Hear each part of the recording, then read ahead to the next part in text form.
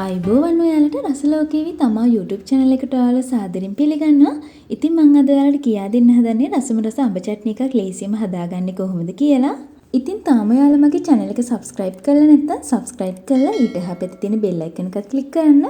මේ දවස්වල අඹ හැදෙන කාලනේ. ඉතින් අපේ ගෙදර ගස්වලත් අඹ ගෙඩි ගොඩක් හැදිලා තියෙනවා. එහෙම අඹ හැදුන කාලේට මම අඹ වලින් එක එක රසවත් කෑම වර්ග හදනවා. අඹ ජෑම්, අඹ අච්චාරු, අඹ චට්නි වගේ ඒවා.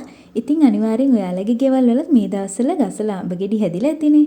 ඉතින් මේ තියෙන අපේ ගෙදර අඹ පළඳාවෙන් කොටසක්. ඉතින් මං හිතුවා මං ගෙදර හදන රසම රස අඹ චට්නි එක ඔයාලටත් හදන විදිහ කියා දෙන්න. මේ අඹ චට්නි එක කල් තියාගෙන කන්නත් පුළුවන්. මං මෙතනින් ටිකක් ලොකු පැහුණු අඹ ගෙඩි 5ක් විතර ගන්නවා අඹ චට්නි එක හදන්න. මං දැන් මේ අඹ ගෙඩි වල පොතු ටික ඉවත් කරගන්නවා. ඉතින් මේ චට්නි එක හදන්න පැහුණු අඹ තෝරගනිද්දී ගොඩක් අමුත් නැති ගොඩක් ඉද්දලත් නැති අඹ තමයි ගන්නෙ. පොතු ටික ඉවත් කරගත්තට පස්සේ කෑලි වලට කපා ගන්න කලින් අඹ ටික පිරිසිදු කරලා ගන්න. අපි දැන් බලමු අඹ චට්නි එක හදා ගන්න ලෑස්ති කරගත්ත දේවල් ටික. මේ තියෙන පොඩි කෑලි වලට කපාගත් අඹ ග්‍රෑම් 400යි. අඹවල මං ඇට ටික ඉවත් කරලා තියෙන්නේ. තලාගත්ත සුදු ලුණු බික් 2යි, ඉඟුරු කෑල්ලයි, ඒ වගේම කුඩු කරගත්ත කරදමුංගු 3යි, කරාඹු නැට 2යි, කුරුඳු කෑල්ලයි. මිරිස් කුඩු තේ හැඳි 3යි, ලුණු කුඩු තේ හැඳි භාගයයි. ඉතින් ඔයාලා රස අණු අඩු වැඩි කරගන්න. සීනි ග්‍රෑම් 300ක් අරගෙන තියෙනවා. ඉතින් ඔයාලා අරන් තියෙන අඹ ඇඹුල් ගතිය වැඩි වගෙන තව සීනි වැඩියෙන් එකතු කරගන්න. විනාගිරි මිලිලීටර් 150යි. ඉතින් මේ දේවල් ටික තමයි රසම රස අඹ චට්නි එකක් හදන්න ඕන කරන්නේ. මැටි හැට්ටියක් ලිපේ රත් වෙන්න තියලා පොඩියට කපාගත් අඹ ටික එකතු කරගන්නවා.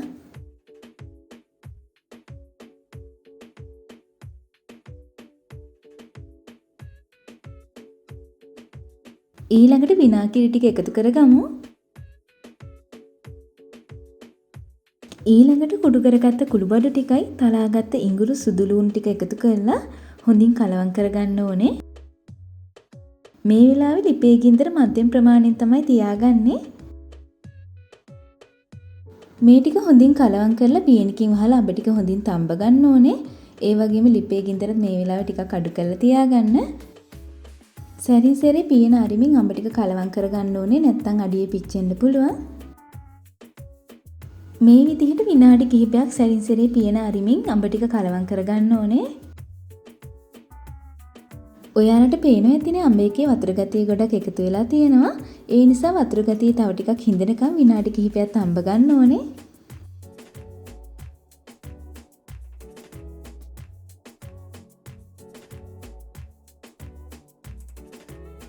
අඹ කෑලි ටික දැන් හොඳට තැඹිලා තියෙන්නේ. මේ විදිහට බුබුලු දාගෙන ඉදි සීනි ටික එකතු කරගන්නවා. චට්නි එක ගොඩක් පැන් රසට කන්න කැමති කෙනෙක් නම් තව ටිකක් වැඩියෙන් සීනි එකතු කරගන්න. ඊළඟට මිරිස් කුඩු ටිකත් එකතු කරගන්නවා. දැන් මේ ටික හොඳට කලවම් කරගන්නවා. මේ මිශ්‍රණය අඩු ගින්දරේ දිගටම හැඳිගා ගන්න ඕනේ. නැත්නම් අඩිය අල්ලනවා. අඩිය ඇල්ලුවොත් අඹ චට්නි එකේ තිත්ත රසක් එන්න පුළුවන්.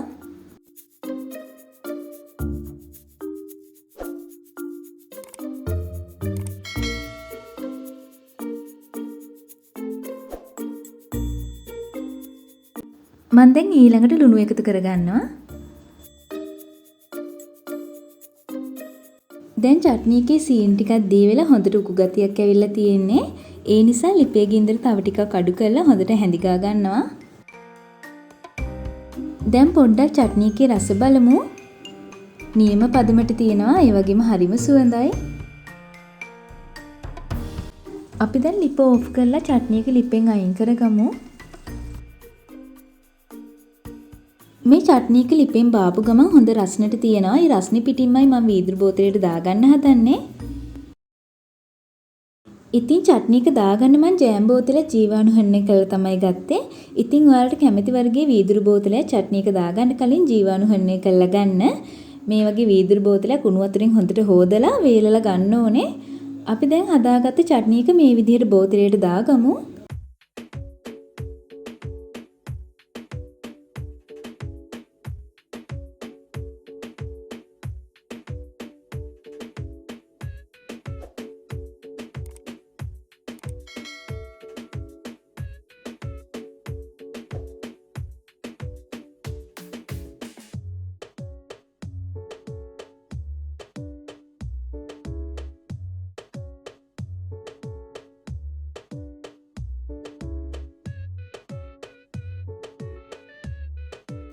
ඔන්න ඉතින් මම බෝතලෙට චට්නි එකක්ම දාගත්තා.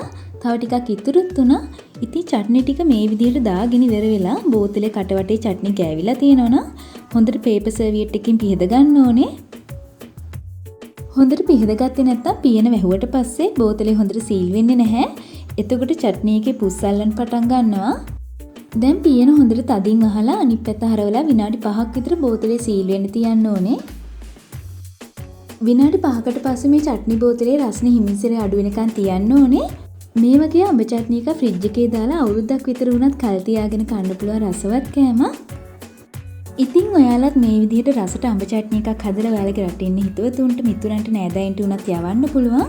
ඉතින් ඔයාලා මගේ වීඩියෝ එකට කැමති නම් ලයික් කරන්න, ඔයාලගේ වටිනා අදහස් පහලින් කමෙන්ට් කරන්න. ඒ වගේම තාම මගේ channel එක subscribe කරලා නැත්නම් subscribe කරලා ඔයාලගේ යාළුවන්ට share කරන්න. එහෙනම් අපි තවත් දවසක රසවත් කෑමක් එක්ක හමු වෙමු. ඔයාලට සුබ දවසක්.